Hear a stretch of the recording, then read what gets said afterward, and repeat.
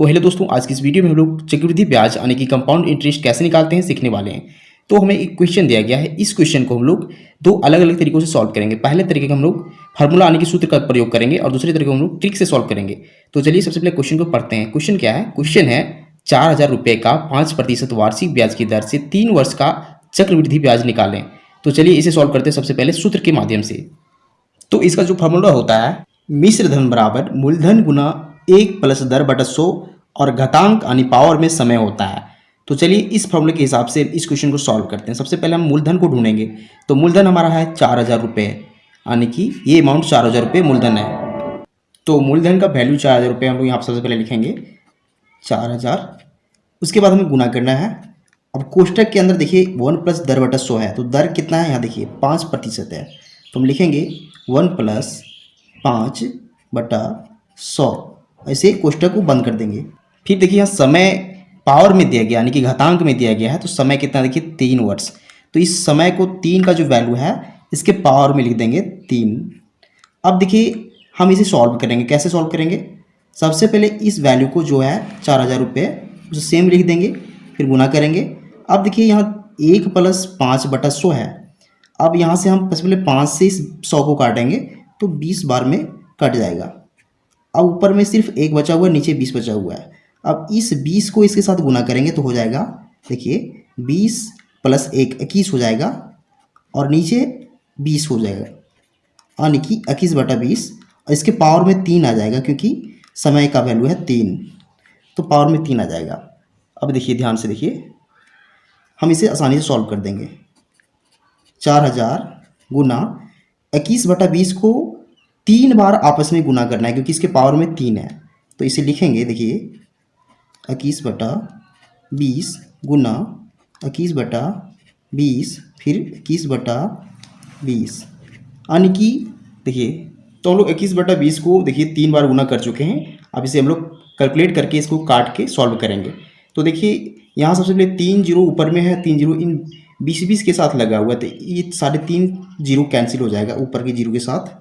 अब यहाँ नीचे 2 2 2 बचा हुआ है, 2 से इस 2 को काटेंगे 4 कट जाएगा 2 बार में, इस प्रकार से। तो 21 गुना 21 गुना 21 बटा में 2 बचा हुआ है। चलिए इसे सॉल्व करते हैं। तीनों को पहले गुना करेंगे। तो देखिए अगर हम तीनों 21 को गुना करते हैं तो हमें मिलता है 9261, और इसे भागा देना है फिर 2 से क्योंकि 2 बचा हुआ है, तो बटा में हम 2 लिख देंगे। अगर हम 2 से इसे भागा देते हैं तो हमें मिलता है 4630.5। ये हमारा देखिए मिश्र धन निकल के आ रहा है जो रुपए में है, यानी कि इस मिश्र धन का जो वैल्यू है वो 4630.5 रुपये आ रहा है। चलिए अब हम इसकी सहायता से अब चक्रवृद्धि ब्याज निकालने वाले हैं। तो ब्याज कैसे निकालते हैं देखिए ध्यान से समझिए। तो चक्रवृद्धि ब्याज बराबर होता है मिश्र धन माइनस मूलधन। तो मिश्र धन का वैल्यू हमें देख चुके हैं देखिए 4,630.5 रुपये। तो इसका जो वैल्यू है इसे लिख देंगे 4,630.5 माइनस करना है हमें मूलधन। मूलधन कितना है देखिए यहाँ 4,000 रुपये मूलधन था, इस 4,000 को यहाँ घटा देंगे। देखिए 4,000 को घटा देंगे। अब अगर हम इसे घटाते हैं क्या मिलेगा देखिए 630.5 रुपये। यही इस अमाउंट का चक्रवृद्धि ब्याज हो जाएगा, यानी 630.5 रुपये। तो ये हमारा चक्रवृद्धि ब्याज हो जाएगा, ये हमारा फाइनल आंसर हो जाएगा। तो ये तरीका होता है फार्मूला यानी सूत्र से क्वेश्चन को सॉल्व करने का। अब हम लोग ट्रिक से सॉल्व करेंगे। तो चलिए देखते हैं कैसे सॉल्व करते हैं। तो देखिए इसमें जो अमाउंट दिया गया है यानी कि मूलधन दिया गया है वो 4,000 रुपये है और दर है 5%। तो चलिए सबसे पहले हम लोग 4,000 रुपये का 5% निकालते हैं, यानी कि देखिए 4,000 का 5%, तो 5% बटा में 100 हो जाएगा। अब इसे काटेंगे तो देखिए 0000 कट जाएगा, 40 गुना 5 हो जाएगा जो हो जाएगा 200। अब ध्यान दीजिए ये जो 200 रुपये आ रहा है ये 4,000 रुपये का 5% है, यानी कि इस 4,000 रुपये का 5% है। तो हमारा जो 1 वर्ष का जो ब्याज हो जाएगा वो 200 रुपये हो जाएगा। तो देखिए सबसे पहले हम लिखेंगे कि पहला वर्ष का